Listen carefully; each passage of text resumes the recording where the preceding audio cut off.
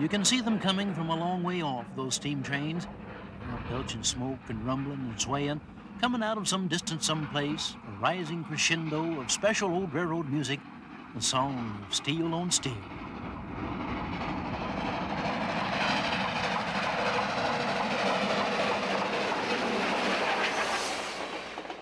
You just have to stand and watch it pass. It shakes the ground and shakes the bones and thrills the soul and thunders by. Only problem is the train all too quickly disappears off in the haze and distance and doesn't take us with it. Leaves us kind of abandoned there alongside the track in swirls of dust and fading noise, all alone with a powerful urge to be on that train, going wherever it's going.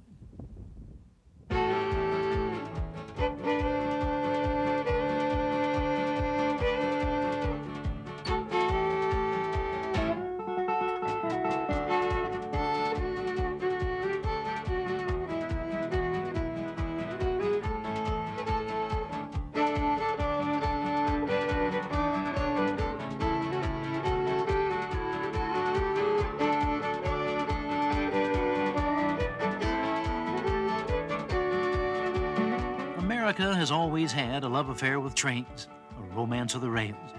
But those marvelous old steam trains went away and the romance faded and we all became, well, jilted lovers in a long-time infatuation with the big, noisy steam locomotives that hitched up to so much of Americana and dragged it across this wide country. But the great American steam train is not gone. You can still ride it, still clickety-clack along behind a big 8-wheeler moving on down the line to one of America's greatest heritages, the Grand Canyon.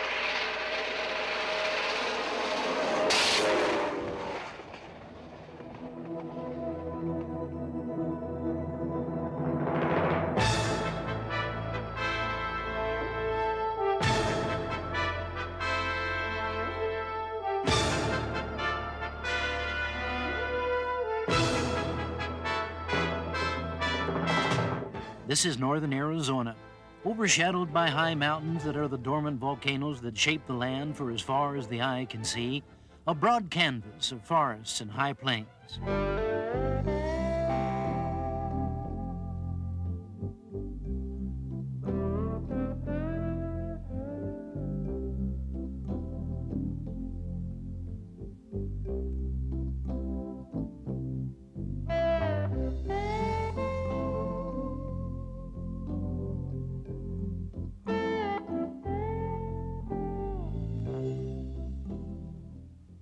And this is a canvas sliced through with deep canyons, one of the grandest canyons of them all, one of the magnificent wonders of the world, the Grand Canyon.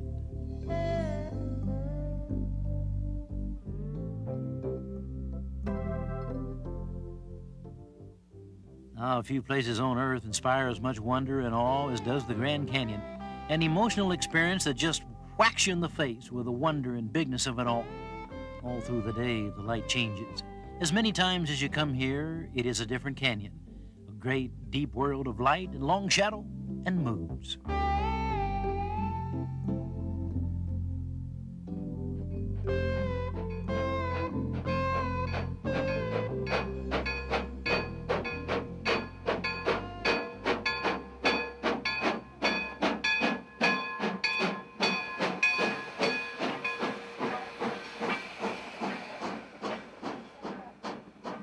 The historic Grand Canyon Railway steam train arrives at the canyon just ahead of a summer thunderstorm, stopping in front of the historic old log railroad station. The passengers step off the train and deep into old Arizona territory of the turn of the century, literally just steps from the edge of the Grand Canyon. This is what the Grand Canyon Railway is all about, a journey you'll never forget, the Grand Canyon experience. This is the steam train to the canyon, a ride into history, a great adventure on the way to a great adventure.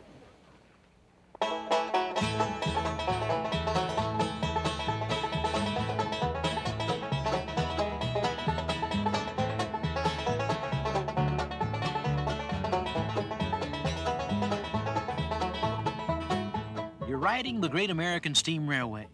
You're part of a dramatic story of colorful pioneer characters blended in a sweep of wide open spaces. A story as big as the Grand Canyon itself.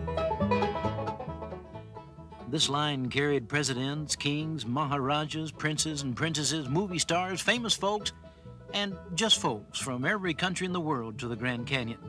As impressive as this lineup of personalities has been, the titles and fame of those who stand on the edge and gawk are meaningless. Canyon is the royalty here. We are but its humble servants, spellbound on the edge.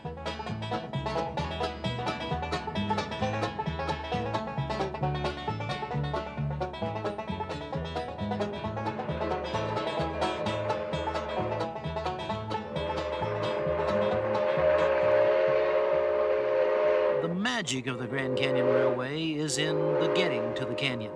The delight of riding old-style passenger cars being pulled by a turn-of-the-century steam engine, laboring and working its way up one of the classic railroads in the country. Nowhere else on the Santa Fe system was an engineer faced with such abrupt changes in grade and curves. Just the different horizons the engineer could see from the cab were deceiving, making it difficult to tell if he were going uphill or downhill. And engineers were tested carefully. One of the important questions on the test supposedly was, what's the first thing you do when you start moving? The answer? Check to make sure the rest of the train is coming with you.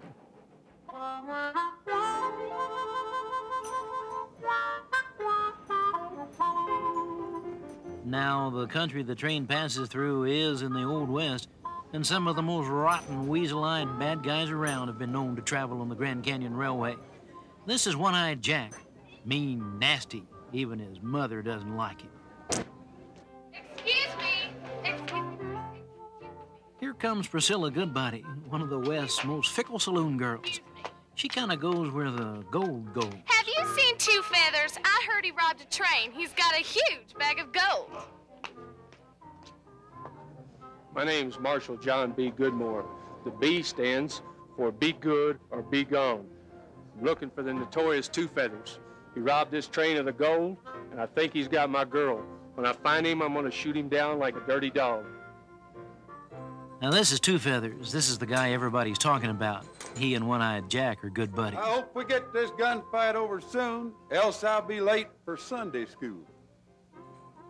I want you ladies to be on the lookout. You should hide all your gold. I think if you put that away, ma'am, you'd be better off. It's not real. It's from Minnesota. You know how it is in Minnesota? Yeah, I shot it out with the Daltons up in Northfield a few years back. Yeah. This is Two Feathers. Two Feathers.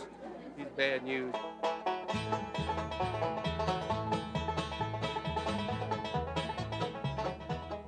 This is where your journey begins, at the Grand Canyon Railway Depot in Williams, Arizona.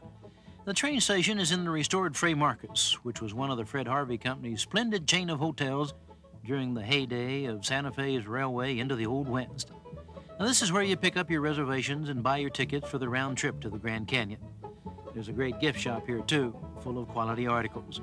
Popular label clothes, jewelry, rail buff souvenirs, and fun doohickeys that'll help you remember your day on the Grand Canyon Railway. Back out on the platform, old One-Eyed Jack is still wandering around being ill-bred and churlish, looking for trouble.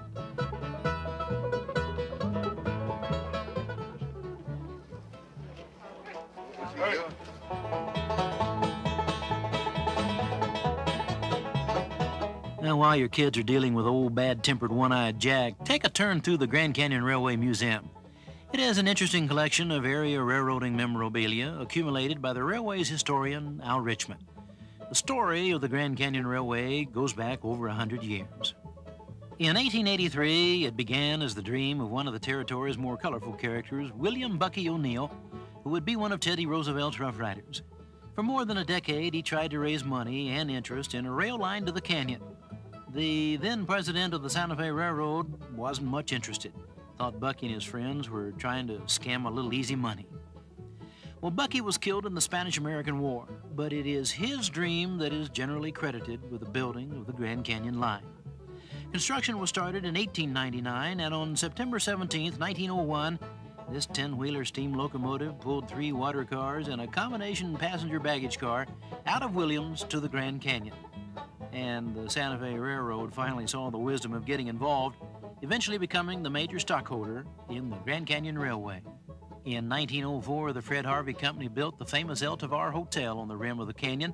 In 1908, Fred Harvey opened the Fray Marcos Hotel in Williams, which today is the restored Grand Canyon Railway Depot. The first trains to the canyon arrived at this simple wooden structure. But in 1908, the historic log train station was built, renovated in 1990 by the new Grand Canyon Railway. It's on the National Register of Historic Places. The most trains at any one time to come to the Grand Canyon was during the Great Boy Scout invasion of 1953. 20,000 scouts arrived in 53 special trains, as many as 9 trains in the yard at the canyon at any one time. Well, more and more automobiles took to ever better American highways, and the Santa Fe Railroad decided to get out of passenger service. In July of 1968, the last passenger train ran, and in 1974, the last Santa Fe freight made the run from the canyon. For all practical purposes, the Grand Canyon line had come to an end.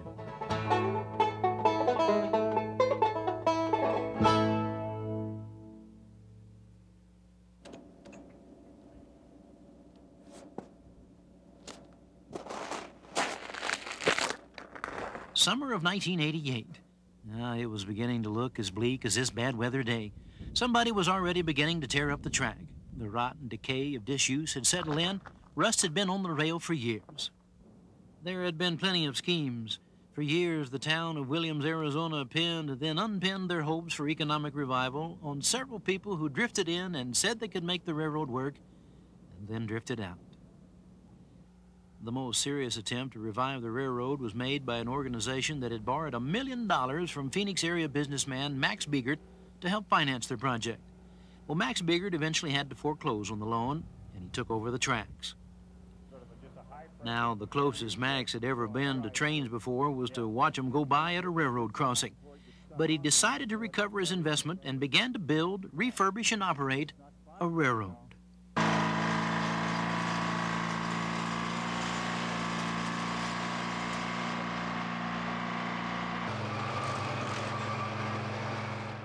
As successful a businessman as Max had been before, the banks thought he was crazy. The banks think this is a bad joke and have from the beginning.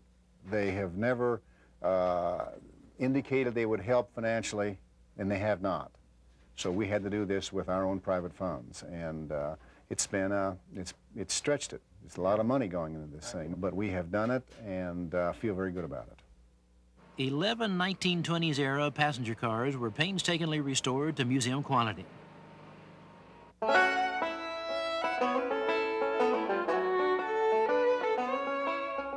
The engines to pull the new train had been long retired from a mining railroad in Wisconsin, and they looked like this. To the average eye, more a donation of rust and neglect than anything that would ever work again. But in less than a month, a miracle came about, and dedicated professionals working 20-hour days brought old engine number 18, basically a bucket of rust, back to life. And it wasn't until 1:30 the very morning the re-inaugural train was to depart Williams that number 18 actually moved under its own power. But basically on time, the re-inaugural train departed on September 17th, 1989, 88 years to the day after that first passenger train. Even under cloudy skies and the threat of rain, it was a grand day.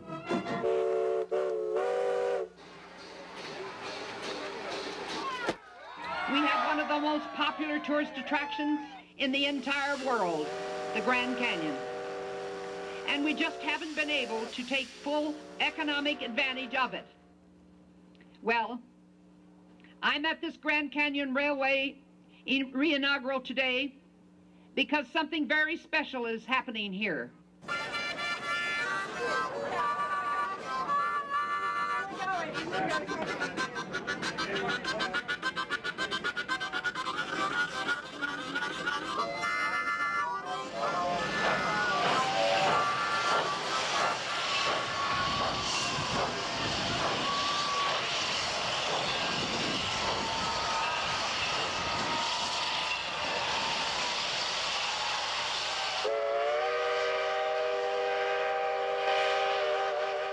So it is a bright day and a bright success after years of shattered hopes for Williams and, of course, a lot of people in love with the old trains.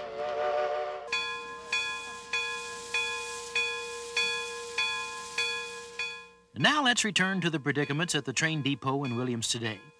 Marshal John B. Goodmore discovers One-Eyed Jack leaning disdainfully against a pillar and approaches him forthrightly, inquiring, I'm Marshal John B. Goodmore. I don't believe I've seen you in these parts before. I don't reckon so. Where are you from? Texas. What's your name, sir? John Smith. John Smith. What happened to your eye? Lost it in a card game. Lost it in a card game. Do you have a ticket to ride the train today? Sure do. Could I look at it? This says Boyd. Yeah, John Smith Boyd. That's my married name, Boyd. I want to tell you, we've had a little trouble around the depot. You look a little suspicious to me, and if you look at so much as you're going to spit on the sidewalk, you're going to answer to me. Yeah, we can lock you up for spitting on our sidewalk, you know.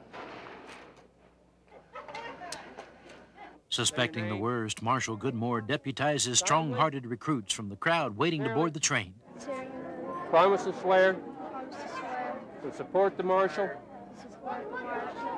Some mean-looking hard cases step down off the train. This doesn't look too good for the marshal. Hey, Marshal! But the marshal has recruited a posse of brave men.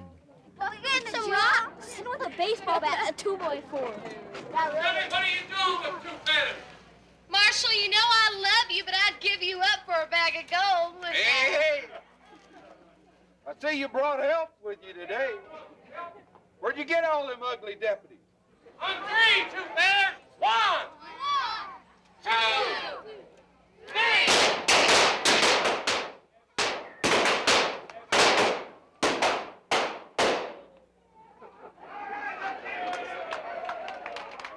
And this is the way it was in the Old West, blazing guns and the good guy winning out over the bad guy and getting the girl. The train can travel safely now to the canyon. Or does he really get the girl? And is it really safe yet? We'll see.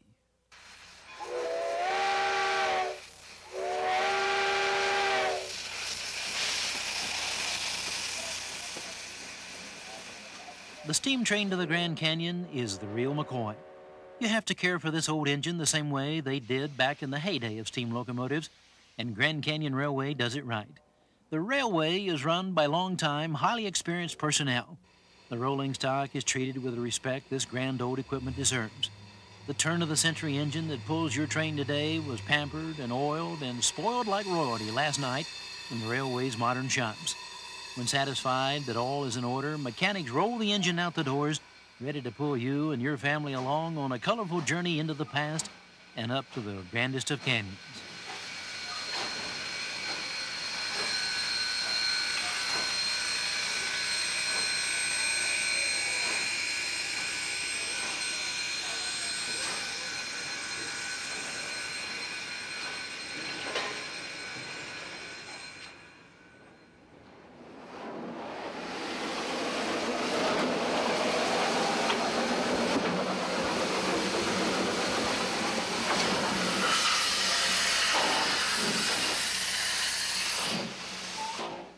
Depending on how many cars there'll be, they might have to pull your train with 2 engines, a double header. Now this is a pleasant sight for rail buffs and passengers alike, a distinctive bit of railroading seldom seen in the country today. Restoration of engine number 29 was completed in time for the 1990 summer season and is in full service. Both engines hook up together on busy days and pull the long trains to the canyon. Is this a sleeper? Oh, yeah. We want, yeah, we they're want, all sleepers. we want the First sleeper. class. First class sleeper. That's what we wanted. Thank you. That's to the right. Train departure time. I think that's my seat. No, Come on, One-Eyed Jack.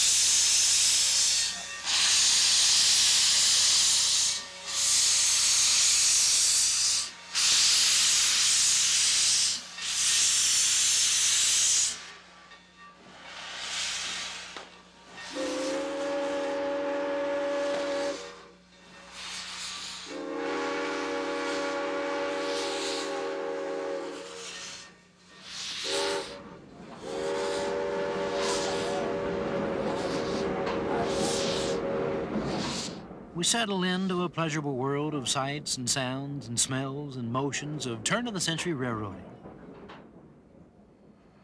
From Williams at the base of Bill Williams Mountain, the train chugs out of the yard through colorful carpets of sunflowers.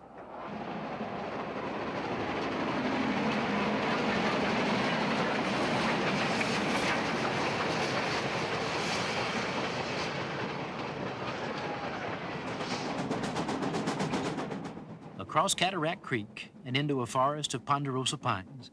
Now, Williams and the rim of the Grand Canyon are just about the same elevation, but the train actually drops 1,000 feet in altitude on the way, drops from the forest and out onto northern Arizona's high desert plains, then back up again to the rim of the canyon.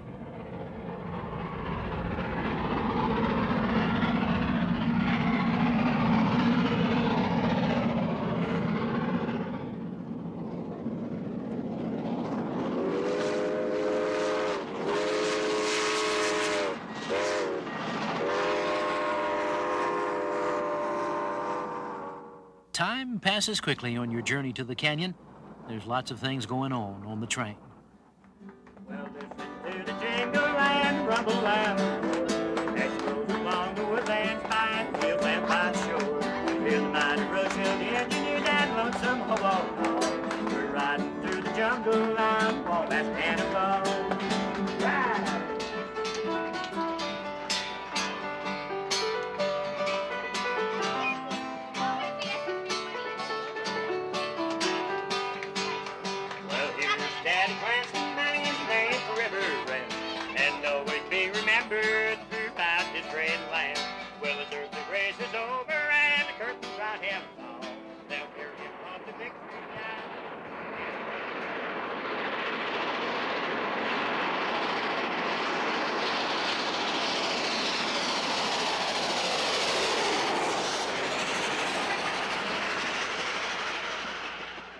Starting to climb again, working back up toward cool pine forests. The steam engines have to work for a living now. These are the steepest grades on the line. The engineer must keep a firm hand on the throttle and a keen eye on the track ahead, a delicate touch on a monster that sure doesn't seem very delicate. Downhill. Uphill. Downhill. Uphill again.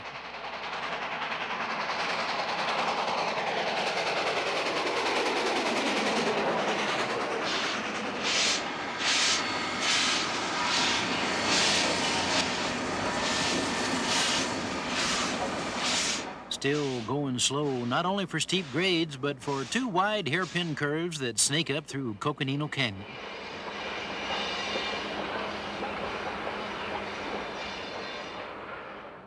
Arriving at the Grand Canyon, the train normally turns around on a Y track and backs into the station, just as it did almost 100 years ago.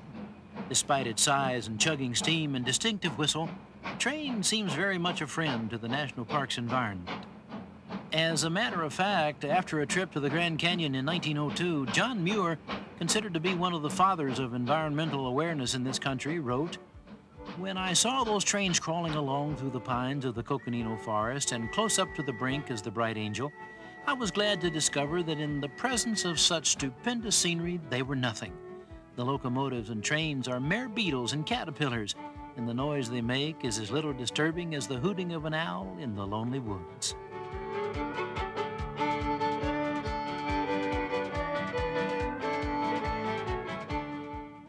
Well, the Grand Canyon annually attracts millions of visitors, and during the busy summer months, vehicle traffic in the park is very, very heavy. In fact, part of the rim drives are closed off, and access is only by shuttle buses. So the National Park Service views the trains as an environmentally sound way of transporting large numbers of people to the South Rim, translating into thousands less automobiles at the canyon. The steam train to the canyon is a good neighbor.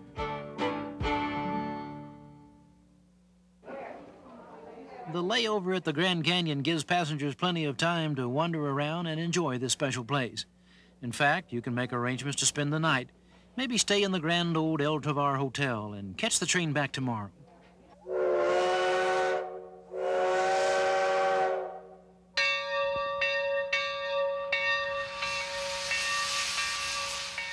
don't be late at the station, because the train leaves exactly on time for the return trip.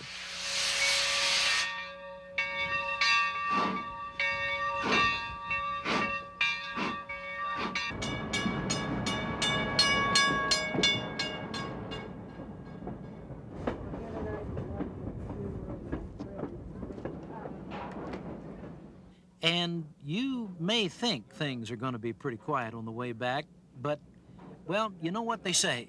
It ain't over till it's over.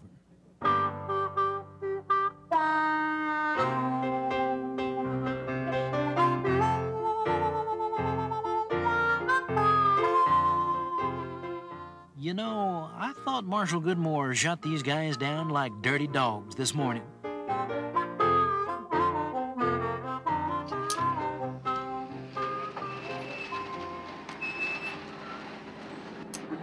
That'll do 18, that'll do.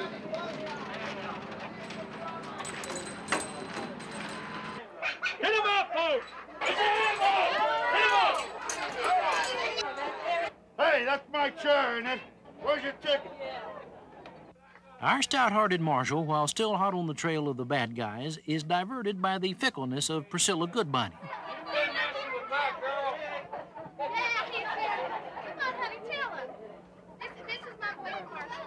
Silly, I can't believe a thing you say. I don't believe you've been fooling with this man. You come with me, Priscilla. That's my boyfriend. Where's he at? I don't tell for him, and he wants me off the train. Tell him. Go ahead. Tell him. Don't throw her off the train. Okay. Don't throw her off the train. I'll be in trouble with both of you then.